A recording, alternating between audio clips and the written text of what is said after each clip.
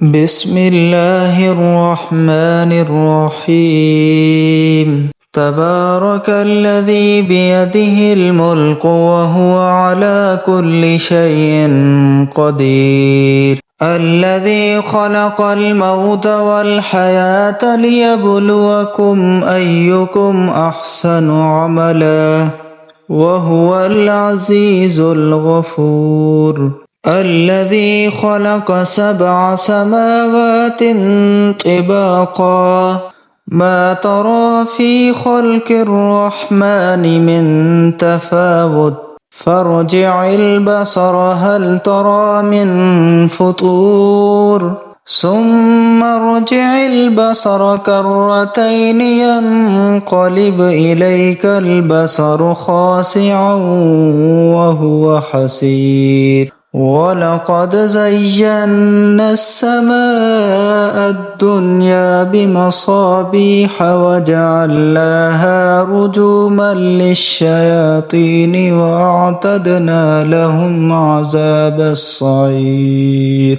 وللذين كفروا بربهم عذاب جهنم وبئس المصير. إذا ألقوا فيها سمعوا لها شهيقا وهي تفور تكاد تميز من الغيظ كلما ألقي فيها فوج سألهم خزنتها ألم يأتكم نذير قالوا بلى قد جاءنا نذير فكذبنا وقلنا ما نزل الله من شيء إن أنتم إلا في ضلال كبير.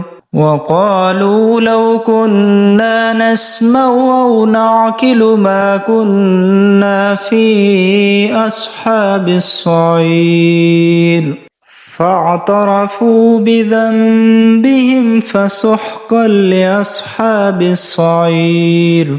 إن الذين يخشون ربهم بالغيب لهم مغفرة وأجر كبير. وأسروا قولكم أو اجهروا به إنه عليم بذات الصدور. ألا يعلم من خلق وهو اللطيف الخبير. هو الذي جعل لكم الأرض ذلولا فامشوا في مناكبها وكلوا من رزقه وإليه النشور. آمنتم من في السماء أن يخسف بكم الأرض فإذا هي تمور أم أمنتم من في السماء أن يرسل عليكم حاصبا فستعلمون كيف نذير. ولقد كذب الذين من قبلهم فكيف كان نكير. أولم يروا إلى الطير فوقهم صافات ويقبضن ما يمسكهن إلا الرحمن إنه بكل شيء بصير. أمن هذا الذي هو جند لكم ينصركم من دون الرحمن إن الكافرون إلا في غرور. أمن هذا الذي يرزقكم إن أمسك رزقه بل لجوا في عتو ونفور. أفمن يمشي مكبا على وجهه أهدى أمن يمشي سويا على صراط مستقيم. قل هو الذي أنشأكم وجعل لكم السمع والأبصار والأفئدة قليلا ما تشكرون قل هو الذي زرعكم في الأرض وإليه تحشرون